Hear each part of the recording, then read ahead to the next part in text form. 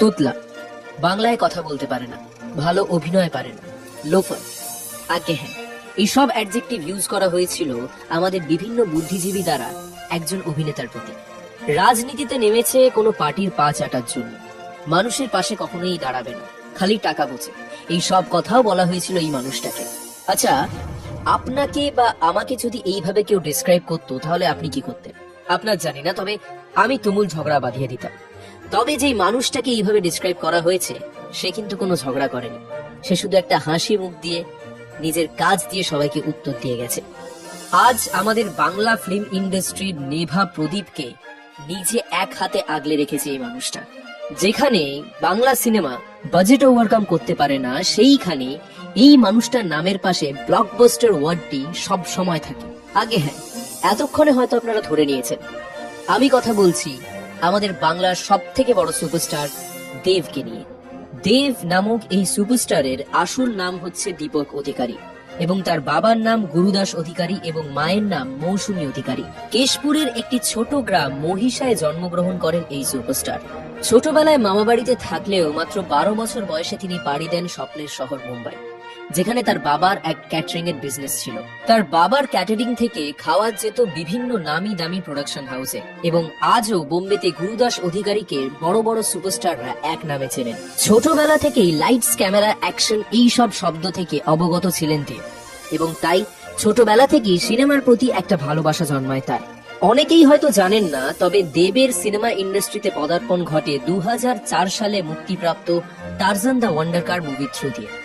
সেখানে তিনি assistant director ছিলেন, কিন্তু মাটির টান তাকে আবার টেনে নিয়ে আসে এই বাংলায়, এবং 2005 সালে প্রবীর নন্দী পরিচালিত রচনা ব্যানার্জির বিপরীতে অগ্নিশপথ চলচ্চিত্রের মাধ্যমে দেব তার অভিনয়ের আত্মপ্রকাশ করে।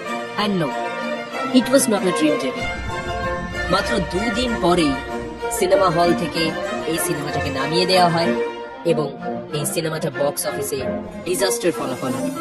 দেব এক সাক্ষাৎকারে বলেন, সেই সময়টা যথেষ্ট কঠিন ছিল। তিনি কনফিউজড ছিলেন যে তিনি কি আবার চেষ্টা করবেন না বোম্বেতে ফিরে যাবেন। কিন্তু ওই যে বলে ডেস্টিনি, রবি কিনাগির চোখে পড়ে যান দেব, এবং বাকিটা ইতিহাস। এবং 2007 সালে শ্রী ভেঙ্কটেশ ফিল্ম প্রযোজিত এবং রবি কিনাগি পরিচালিত আই লাভ ইউ সিনেমাটা মুক্তি পায়, এবং বাংলা পায় নিজের সুপারস্টার দেবকে। Never take your success for granted, and if you are doing well then try to be better, এটাই বুঝিয়ে দিয়েছিলেন দেব। কারণ আই লাভ ইউর পর 14 মাস তিনি আর কোনো কাজ করেননি।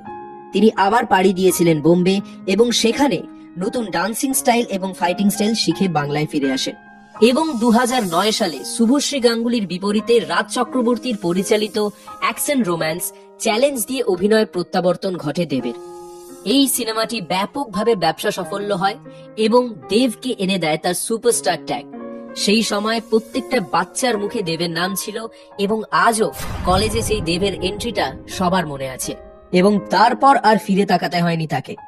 পরপর পাগলু, বলো না তুমি আমার, সেদিন দেখা হয়েছিল, আরো অনেক হিট সিনেমা দিয়ে নিজের জায়গা স্থাপিত করেছিল এই সুপারস্টার। দেব কখনো নিজেকে বাংলা সিনেমার থেকে বড় বোঝেননি, এবং সেটা বুঝিয়ে দিয়েছিল দুই পৃথিবী। সেই সময় এক বড় সুপারস্টার হওয়া সত্ত্বেও তিনি রাজি হয়ে যান সেকেন্ড লিড রোলে অ্যাক্টিং করার জন্য। 2010-এর পর সবার মুখে একটাই নাম ছিল, দেব, এবং তখন অনেক ট্যাগলাইন ফেমাস হয়েছিল। তখন এফবি সেইভাবে আসেনি, তাই হ্যাশট্যাগ বলা যেতে পারে না, তবে অনেক ট্যাগলাইন ফেমাস হয়েছিল, যার মধ্যে একটা ছিল শিরায় শিরায় রক্ত, আমরা দেবদার চরম ভক্ত। গ্রামে, পাড়াতে, আড্ডাতে সব জায়গায় তখন দেবের সিনেমার গান চলতো। কিন্তু তখনও সোকল্ড অনেক ইন্টেলেকচুয়াল এবং বুদ্ধিজীবী মানুষ এটা বলতেন যে দেব অভিনয় পারেন না। দেব তখনও কোনো উত্তর দেননি, শুধু হেসেছিলেন, এবং তাদের মুখে সপাটে একটা থাপ্পড় মেরেছিলেন তার পরবর্তী দুটি কাজ চাঁদের পাহাড় এবং বুনোহাস দিয়ে। এই দুটো সিনেমা আমাদেরকে পরিচয় করায় এক অন্য দেবের সাথে। চাঁদের পাহাড় এখনো অব্দি বাংলা সিনেমার সেকেন্ড হাইয়েস্ট ক্রসার, কিন্তু বুনোহাস সিনেমাটা ফ্লপ হলেও মানুষ বুঝতে পারে যে দেব কি মাত্রার অভিনেতা। যখন যখন বাংলা সিনেমায় নিরাশার মেঘ অন্ধকার করেছে, আলো হয়ে এসেছেন দীপক অধিকারী। 2017 সালে নিজের পছন্দের গল্প এবং মানুষের পছন্দের গল্প নিয়ে কাজ করার জন্য তিনি নিজের প্রোডাকশন হাউস দেব এন্টারটেইনমেন্ট ভেঞ্চার্স খোলেন এবং ওই একই বছর তার প্রোডাকশন হাউস দ্বারা নির্মিত চলচ্চিত্র চ্যাম্প দিয়ে সবাইকে অবাক করে দেন। এরপর পাসওয়ার্ড, ককপিট, কবিরের মতো ভিন্ন ধারার ছবি উপহার দেন দেব, যেটা হয়তো আগে কোনোদিনও বাঙালি জনগণ দেখেনি। তবে তিনি এখানেই থেমে যাননি। মানুষকে মনোরঞ্জন করার পাশাপাশি মানুষ হয়ে সাধারণ মানুষের পাশে থাকার জন্য ঘাটাল কেন্দ্র থেকে তৃণমূল কংগ্রেসের প্রার্থী হিসেবে 2014 সালে লোকসভা নির্বাচন জিতেছিলেন এবং 2020 সালে যখন সবাই গৃহবন্দী, তখন এই মানুষটা সবার পাশে দাঁড়িয়ে সবাইকে সাহায্য করেছিলেন এবং যেই মানুষেরা নিজের বাড়ি ছেড়ে দূরে দূরে আটকে পড়েছিলেন তাদেরকে নিজেদের বাড়ি পৌঁছেছিলেন দেব। দেব নিজেকে বড় প্রমাণ করার জন্য কাউকে কখনো ছোট করেনি। তিনি শুধু নিজের কর্ম দিয়ে সবাইকে জবাব দিয়ে গেছেন। তিনি আজ অব্দি নিজের রাজনৈতিক প্রচারে কোনো পলিটিক্যাল পার্টিকে কটু মন্তব্য করেননি এবং নিজের পলিটিক্যাল পার্টির অনেক নেতার বিপক্ষে গিয়ে তিনি কাজ করেছেন তার বিপরীত পার্টির, এবং সিনেমাকে তিনি এতটাই ভালোবাসেন যে তার নিজের পার্টির অনেক কর্মকর্তার বিরুদ্ধে গিয়ে তিনি কাজ করেছেন তার বিপরীত পার্টির ক্যান্ডিডেট মিঠুন চক্রবর্তীর সঙ্গে, এবং আমাদেরকে উপহার দিয়েছেন প্রজাপতির মতো একটা কালজয়ী সিনেমা, যেটা আজও মানুষের মনে আছে এবং বিগত কয়েক বছর ধরে সেটা highest blockbuster of Bengal cinema হয়ে আছে।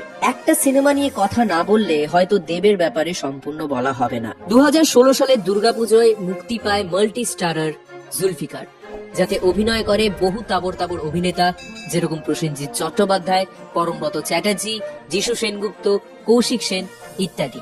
কিন্তু এত বড় স্টার কাস্ট থাকা সত্ত্বেও সবার নজর কেড়েছিলেন সেই মানুষটা যাকে এক সময় বলা হতো তিনি নাকি অভিনয় করতে পারেন না এবং এই সিনেমাতে তার কোনো ডায়লগ ছিল না।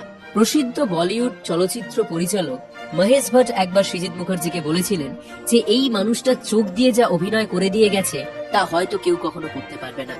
আগে হ্যাঁ, এই মানুষটা ছিল দেব এবং তিনি আবার নিজের কাজ দিয়ে সবাইকে অবাক করে দিয়েছিলেন। দেব আমাদেরকে শিখিয়েছে, if someone throws a rock at you then build a castle from it. Dev আমাদেরকে শিখিয়েছে কখনো মুখে নয়, নিজের কর্ম দিয়ে সবাইকে জবাব দিয়ে যাও। দেব আমাদেরকে শিখিয়েছে সবসময় নিচু হয়ে থাকতে হয়। আমরা হয়তো অনেকে অনেক রকম কাজ করি, সবাই হয়তো আমরা অ্যাক্টিং করি না, কেউ আমরা আইটি ফার্মে আছি, কেউ আমরা ব্যবসা করি, কিন্তু আমার এটা মনে হয় সবার দেবের অ্যাটিটিউডটা রাখা উচিত। তাহলেই জীবনে আমরা সবাই সাকসেসফুল হব। শুধু সাকসেসফুল নয়, আমরা একটা শান্তির জীবন পালন করতে পারবো।